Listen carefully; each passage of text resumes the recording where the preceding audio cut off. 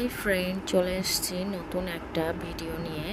দেখো, এখানে আমি মাংস রান্না করছি।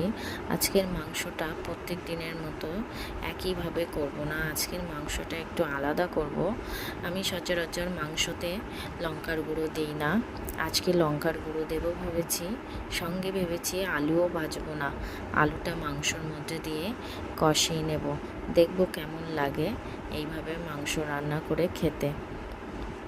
দেখো, এখানে মাংসর মধ্যে আলু দিয়ে দিয়েছি, মানে আলুটা ভাজা করিনি, ওইভাবে দিয়েছি, দিয়ে ভালো করে সুন্দর করে কষাচ্ছি। আর এখানে দেখো চিকেন মশলা দিচ্ছি যাতে মাংসের গন্ধটা না থাকে।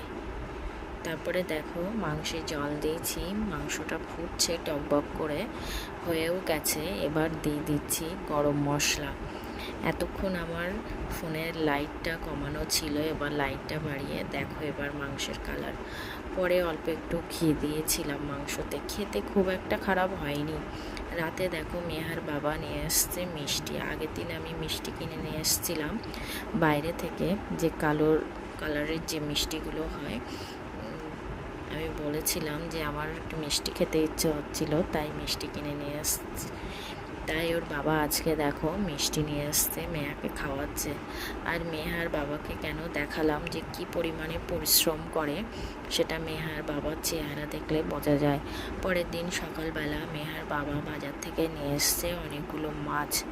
সেই মাছগুলো কাটার জন্য আমি চলে গেছি পাশে বাড়িতে ছাই নিয়ে আসতে। অবশেষে ছাই মিলল। এই ছাইটা নিয়ে আসাতে মেহার বাবা আমাকে বলেছে কোনো দিন কারোর বাড়ির থেকে ছাই নিয়ে আসবে না। এটা হলো অলক্ষণা, জানি না কতটা অলক্ষণা কি, তবে ভুল করে এনে ফেলেছি, বলেছে আর কোনো দিন নিয়ে আসবো না।